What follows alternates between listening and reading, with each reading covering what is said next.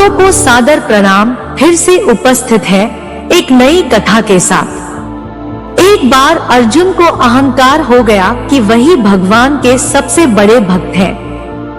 उनकी इस भावना को भगवान श्री कृष्ण ने समझ लिया। अर्जुन का अहंकार तोड़ने के लिए एक दिन भगवान उन्हें अपने साथ घुमाने ले गए। भ्रमण करते समय उन दोनों की मुलाकात एक गरीब ब्राह्मण से हुई। उस ब्राह्मण का व्यवहार थोड़ा विचित्र था। वह सूखी घास खा रहा था और उसकी कमर से एक तलवार लटक रही थी। अर्जुन हैरान हो गए। उन्होंने उस ब्राह्मण से पूछा, आप तो अहिंसा के पुजारी हैं। जीव हिंसा न हो इसलिए सूखी घास खाकर अपना गुजारा करते हैं, लेकिन फिर हिंसा का यह साधन तलवार आपके साथ क्यों है?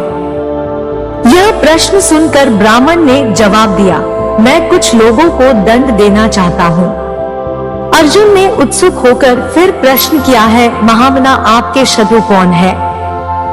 ब्राह्मण ने उत्तर दिया, मैं 4 लोगों को ढूंढ रहा हूँ जिन्होंने मेरे भगवान को परेशान किया है, ताकि उन्हें उनके कर्मों का दंड दे सकूं। अर्जुन ने फिर पूछा, ये 4 लोग कौन है? ब्राह्मण ने कहा, सबसे पहले तो मुझे नारद की तलाश है। नारद मेरे प्रभु को विश्राम नहीं करने देते, हमेशा भजन कीर्तन कर उन्हें जगाए रखते हैं। उसके बाद में द्रौपदी से भी अत्यंत नाराज है। उसने मेरे प्रभु को ठीक उसी समय पुकार लिया जब वह भोजन करने बैठे थे। उन्हें उसी समय भोजन छोड़कर उठना पड़ा ताकि पांडवों को महर्षि दुर्वासा ऋषि के शाप से बचा सके। इतना ही नहीं, द्रौपदी ने मेरे आराध्य को जूठा भोजन खिला दिया। अर्जुन ने प्रश्न, आपका तीसरा शत्रु कौन है? ब्राह्मण ने उत्तर दिया, वह है हृदयहीन प्रहलाद। उस दृष्ट के कारण मेरे भगवान को गर्म तेल के कड़ाहे में प्रवेश करना पड़ा, हाथी के पैरों तले कुचला जाना पड़ा और अंत में खंभे से प्रकट होने के लिए विवश होना पड़ा।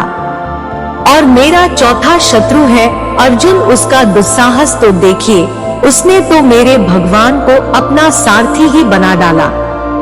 उसे भगवान की असुविधा का थोड़ा भी ध्यान नहीं रहा। इससे कितना कष्ट हुआ होगा मेरे आराध्य भगवान श्री कृष्ण को।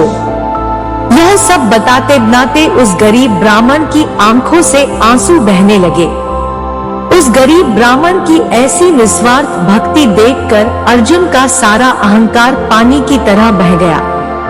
उन्होंने भगवान श्री कृष्ण से क्षमा मांगते हुए कहा, मेरी आंखें खुल गई प्रभु, इस जगत में न जाने आपके कैसे कैसे अद्भुत भक्त हैं।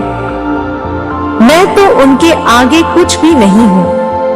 यह सुन भगवान श्री कृष्ण मुस्कुराने लगे।